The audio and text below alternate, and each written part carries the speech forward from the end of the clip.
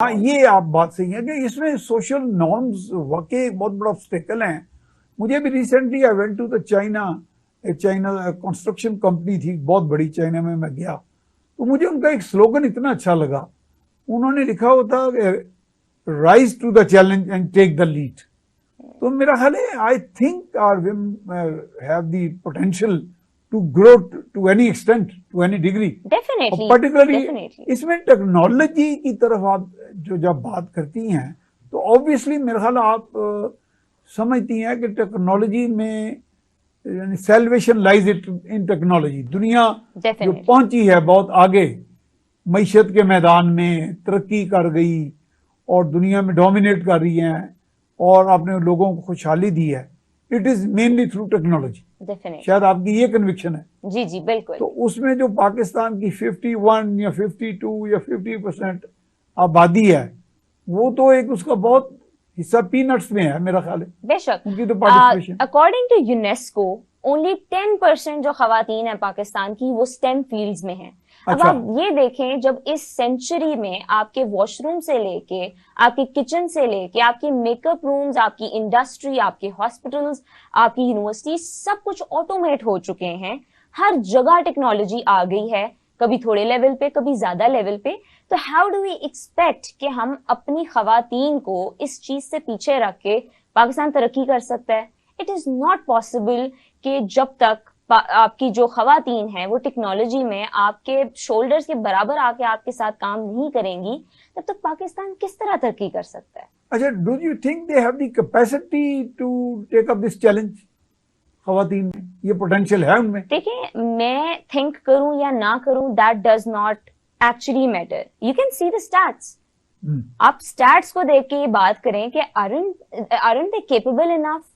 आप शफीका इकबाल की एग्जांपल ले लें, आप हफ्सा मुनव्वर की एग्जांपल ले लें, अरफा करीम की एग्जांपल ले लें, आप ये सारी एग्जांपल्स ले लें ना। ये तो सवाल ही नहीं बनता कि do you think they are capable? Yes, they are capable, they have the potential and they are using that potential, but they are not getting the support they should be given. अब आप अपने ही घरों में देख लें, आप हमेशा जब अपने बेटे के लिए चूज करेंगे तो आप कहेंगे बेटा तुमने इंजीनियरिंग जरूर करनी है, लेकिन आप जब अपनी बेटी पे बात आएगी तो आप कहेंगे तुम मेडिसिन ले लो, तुम डॉक्टर बन जाओ, डॉक्टरों की बड़ी डिमांड है, अच्छे रिश्ते आते हैं। आपने कभी अपनी बेटी को इनकरेज किया कि वो मेडिसिन के अलावा कोई फील्ड चूज करे, वो स्टेम की कोई फील्ड चूज करे? अब बहुत से लोग ये भी कहते हैं कि ट्रेंड चेंज हो गया है, अब हम 21st सेंचुरी में आ गए हैं, अब पेरेंट्स भी अपनी बच्चियों को इनकरेज कर रहे हैं।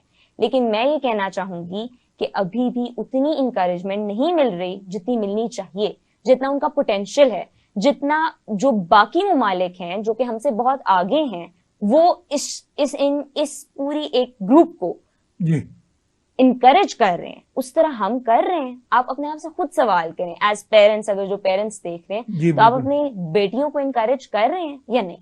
अच्छा, हमारी सोशल चूंकि नॉर्म्स, आपने भी बड़ा अच्छा लफ्ज बोला, सोसाइटल ट्रेंड्स, मेल डोमिनेंस, या हम कुछ ओहाम भी है हमारे अंदर, एक सुपरस्टिशन भी डेवलप की है कि women don't have the capacity.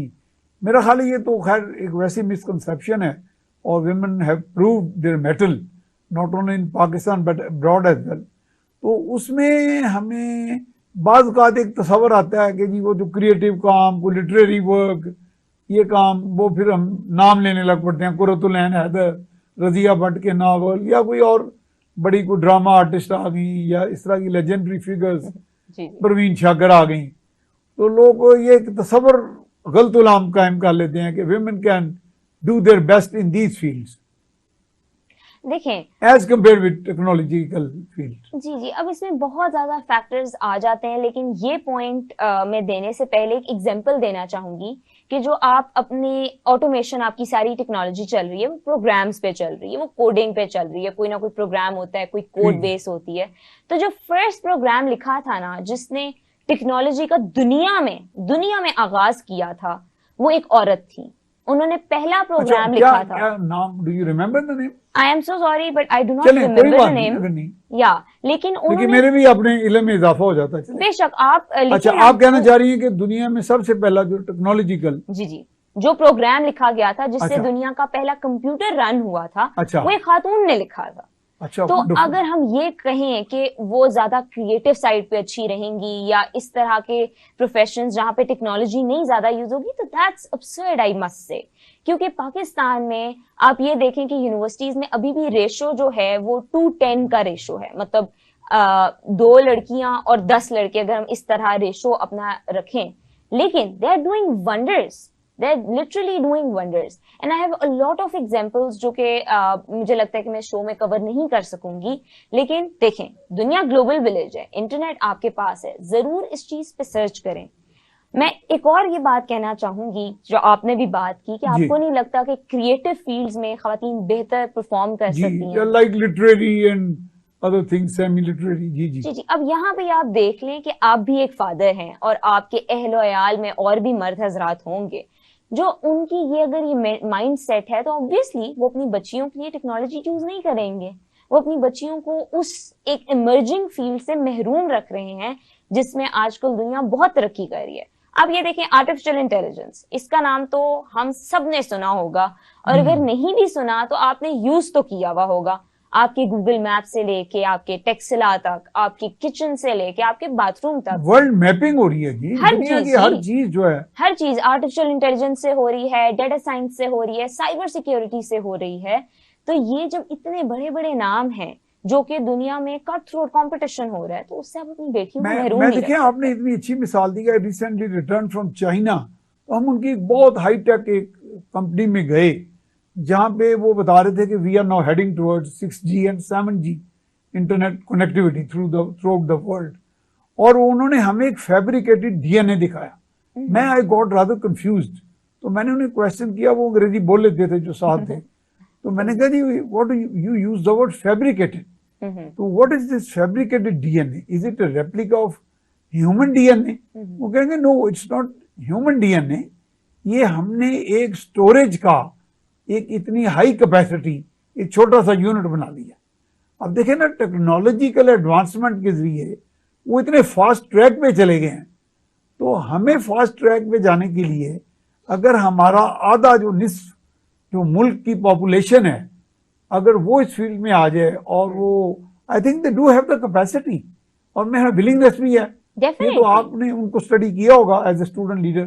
जी जी, बेसिकली डेफिनेटली ये है कि उनके अंदर the will to learn, the will to take the lead, सब कुछ अवेलेबल है, आप नेम इट, और खवातीन are ready for it.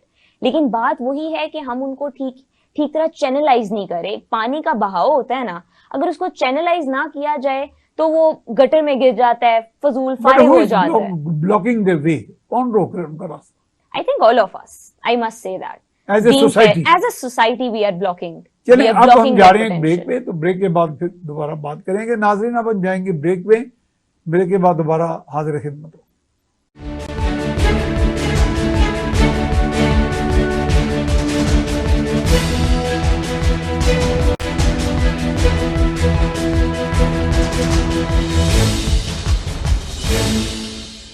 Ji, break के बाद हम आपको खुशामदीद कहते हैं। जी राफे, आपने मुझे हौसला दिया कि हमारी खवातीन में ये इनिशिएटिव, ये पोटेंशियल, ये पैशन, ये कमिटमेंट मौजूद है जी। और टेक्नोलॉजी चूंकि इस वक्त अल्लाह ताला की दी हुई अता में सबसे बड़ी अता मैं समझ रहा हूँ कि मैंने दुनिया को इतनी ट्रेमेंडस राइज करते देखा है, और कोई मनोसलवा आसमानों से नहीं उतरा, ना अमेरिका में, ना चीन में, ना ये जो वर्ल्ड की largest and second largest economy है। ये स्किल, ये आर्टिफिशियल इंटेलिजेंस, ये टेक्नोलॉजी, ये टेक जिसे आप कह रही हैं, इसने उनको निजात दी है उस डिस्पोंडेंसी से, गुर्बत से, और उनमें एक उनको हौसला भी दिया जीने का। तो what initiatives are you taking in this direction? आप क्या ले रही हैं? जी देखिए, पहली बात तो ये है कि जो इनिशिएटिव्स मैंने लिए उनमें पहला इनिशिएटिव ये था कि मैंने अवेयरनेस की तरफ काम करना शुरू किया। बिकॉज मैं जो गैप देख रही थी जो कि खवातीन का था, क्योंकि आप स्टैट्स, यूनेस्को के स्टैट्स हैं पाकिस्तान के बारे में कि 45% जो खवातीन है वो मेडिसिन की फील्ड्स में है। 45% एज ए आप कह सकती हैं ट्रेंड, जैसे जी सोशल ट्रेंड्स है। जी ट्रेंड्स। और जो 21% खवातीन है सिर्फ वो टेक्नोलॉजी में जा रही है। तो आप ये देखें कि 50% का कट आया है बीच में।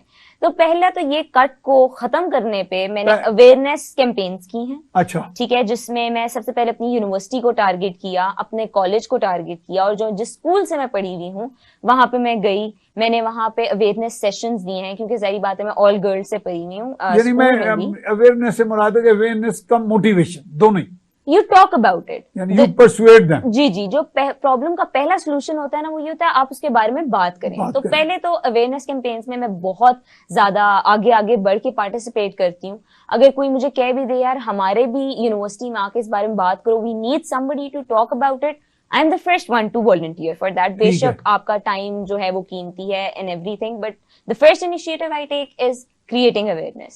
The second initiative is I utilize my social medias for it. अच्छा। I talk on YouTube. मेरा YouTube पे भी चैनल है जिसपे I talk about education. But उसपे भी मैं बढ़ चढ़ के खवातीन को encourage करती हूँ कि वो जरूर टेक की फील्ड की तरफ आए।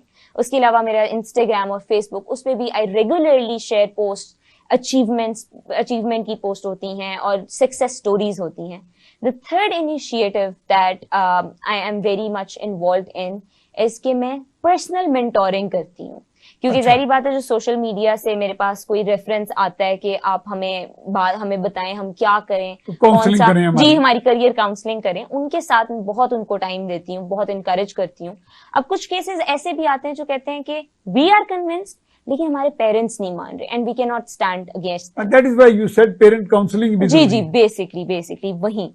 तो वहां पे I jump in, I take the extra step और मैं उनके पेरेंट्स से भी बात करती हूँ। तो काफी एक क्रिटिकल और मुश्किल मरहला होता है, हाँ, क्योंकि पेरेंट्स जो है वो थोड़ा रिजिड भी हो जाते हैं। तो आई प्रोवाइड माई सर्विस। वो ओवरऑल जो एक ट्रेंड सोसाइटी में चल रहा था उसी से मुतासर होते हैं जी, बिल्कुल, क्योंकि आप तो you are breaking their shell, या आप तो उनका वो हॉल तोड़ रही है ना। बेशक ये वो जो एक उन्होंने अपने ऊपर इनहिबिशन तारीख और उनकी जो जनरेशनल ये काम नहीं करेगी बेटी तो रह जाएगी, जी जी जी, इसका मुस्तकबिल नहीं है, शादी नहीं होगी, ये इस तरह करके जनरेशनल उनके माइंड में ये चीजें बैठी हुई ना, तो उनको टारगेट करना काफी I think it is less of gap and more of A fear perhaps, may be, ये भी हो सकता है, मे बी हो सकता है, लेकिन बहुत से डिफरेंट मल्टीपल फैक्टर्स होते हैं ना जो पेरेंट्स के माइंड में होते हैं। एक न्यू चीज को अपनाते भी नहीं ना जल्दी से, कि जी वो समझ रहे हैं जी टेक्नोलॉजी, विमेन इन टेक्नोलॉजी है, ये तो एक न्यू चीज, एक नई चीज है, न्यू इनिशिएटिव। जी जी, तो न्यू इनिशिएटिव को हम आसानी से एम्ब्रेस नहीं करते। मेरा ख्याल है हमारे अंदर अभी भी वो एक झिझक सी, वो बहुत सी पेरेंट्स में खासतौर पे, इवन इन विमेन भी। बेशक। और मेरा ख्याल आपको पहला क्वेश्चन तो यही होता होगा कि व्हाट आर दी प्रोस्पेक्ट्स, वो प्रोस्पेक्ट्स पे आप कैसे फिर उनको कन्विंस करती हैं? The word you use success stories, उसके साथ करती हैं या कोई डेटा वेटा फिर बताती हैं? उनसे दलील के साथ बात की जाती है। सबसे पहले तो मैं उनको देती हूँ लाइव एग्जांपल, देखें आप मेरी एग्जांपल देखें, आप मेरा काम देखें, तो आपको क्यों ऐसा लगता है कि आपकी बेटी ये काम नहीं कर सकती। उसके बाद फिर थ्रू डिफरेंट टेक्निक्स, हर पेरेंट्स की अपनी खदशात होते हैं, तो उनको उनकी तरह टारगेट किया जाता है, some with success stories, some with facts and figures, some with live examples. तो ये चीजें की जाती हैं। जो चौथा मेरा इनिशिएटिव है जिसमें मैं बहुत ज्यादा करती हूँ, वो ये है कि अपने जो अहलो अयाल में लोग हैं, जो स्पेशली जो आपके मेल कुलीग्स होते हैं, आपके मेल फ्रेंड्स होते हैं, आप उनके थ्रू ये चीज करवाएं। आप ये मैसेजिंग आगे, जी, ये word become your ambassadors, definitely, वो आपके एम्बेसडर्स बन के आपका पैगाम आगे लेके जाए। डेफिनेटली। फिर जब वो देखते हैं कि जी हम एक male dominated sector of society से जब वेलकमिंग एनवायरनमेंट उनको मिलता है, उनको हेल्प मिलती है, तो फिर एक इजी हो जाता है, आप ईज पे हो जाते हो कि अच्छा I am being welcomed in this sector. So ये इनिशिएटिव्स हैं और इंशाल्लाह मैं एक्सपैंड भी कर रही हूँ इन इनिशिएटिव्स को थ्रू डिफरेंट प्लेटफॉर्म्स, जिस तरह मैंने किया, जैसे मैंने आपको बताया कि women in technology, women in tech एक WTM, एक गूगल का इनिशिएटिव है, तो उनके साथ भी मैं वॉलंटियर कर रही हूँ। WTM, जी, what does it stand for? Women in tech. Women in tech, जी, this is an initiative by Google, और वो एक ऑर्गेनाइजेशन के तौर पे काम करते हैं, एंड इस तरह ही it's available to all women, all, अच्छा, everybody, they want you to come up with your idea. Update होता रहता है, वो अपडेट होता रहता है। जी जी, वो कॉन्टिन्यूअस एक प्रोसेस है, आप जरूर आए। उनके सेशंस होते हैं, रेगुलर सेशंस। रिसेंटली उनका वोक टावर्स में एक सेशन हुआ है एंड्रॉइड सीखो के नाम से, अच्छा। जिसमें एंड्रॉयड इज बेसिकली, जिनको नहीं पता, जो टेक्नोलॉजी से इतना वाकिफ नहीं है, एंड्रॉयड एक फ्रेमवर्क है जिसपे आप प्रोग्राम्स बना सकते हैं, एप्स बना सकते हैं, वेबसाइट्स बना सकते हैं। सो एक टेक्नोलॉजी का बड़ा क्रिटिकल पार्ट होता है जो आप ठीक है। वेबसाइट्स देखते हैं, जो आप इंटरफेस देखते हैं अपनी स्क्रीन पे। तो उस पे भी उन्होंने एक सेशन करवाया है। तो मतलब वो चाहते हैं कि आए बच्चियां, आए सीखें और फिर फील्ड में जाके काम करें। अच्छा, ये तो है ना कि प्रोस्पेक्ट्स की बात तो होती है कि पाकिस्तान की इकोनॉमिक कंडीशंस क्या हैं, कि पाकिस्तान में अभी चूंकि टेक्नोलॉजी हर इंडस्ट्री में इंट्रोड्यूस भी नहीं हुई। फिर आपने देखा होगा रिसर्च एंड डेवलपमेंट का भी हमारा फंड इतना थोड़ा होता है ये बड़े बड़े इदारों में, कि वो मेरा ख्याल है इसमें तो आप फीमेल की बात करते हैं, मेल्स भी बहुत पीछे हैं, दे आर लैगिंग बिहाइंड यानी people in the other countries, other इस तरह के। तो इस तरह के भी मामलात हैं। तो ओवरऑल इसको भी तो हमने एड्रेस करना है ना। देखिए, पहली जो आपने बात की कि हर सेक्टर में भी टेक्नोलॉजी नहीं आई, बड़ी माजरत के साथ मैं कहना चाहूंगी कि अब आ गई है, कि आ गई है। पाकिस्तान में बेशक यानी ये अभी आपने नहीं आई, हौसला अफजा बात की है। पाकिस्तान में शायद ना आई हो, लेकिन पूरी दुनिया में तो हर सेक्टर में, बेशक वो एग्रीकल्चर है, बेशक वो आपका फूड इंडस्ट्री है, बेशक वो आपका मीडिया इंडस्ट्री है, हर जगह टेक्नोलॉजी आ चुकी है। पाकिस्तान थोड़ा सा लैग कर रहा है, लेकिन इंशाल्लाह मुझे लगता है, अपनी यूथ को देख के ये लगता है कि आज से 10 से 15 साल बाद हम भी बहुत अच्छी जगह स्टैंड करेंगे